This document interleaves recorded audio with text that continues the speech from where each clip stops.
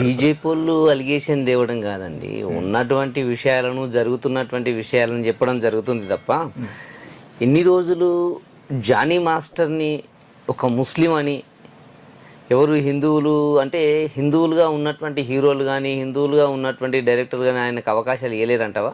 అంటే చాలా మందికి తెలియదు జానీ మాస్టర్ ముస్లిం అన్న విషయం అయితే. జానీ పేరులోనే ఉంది కదా జానీ అనేటువంటి జానీ భాష, ఆయన పేరు జానీ భాష. ఇప్పుడు ఆయన గురించి జానీ అనేది ఒక నిక్ నేమ్ లాగా చాలా మంది పెట్టుకుంటారు, అందులో ముస్లిం హిందూ అనేది పెద్ద ఏం జానీ భాష.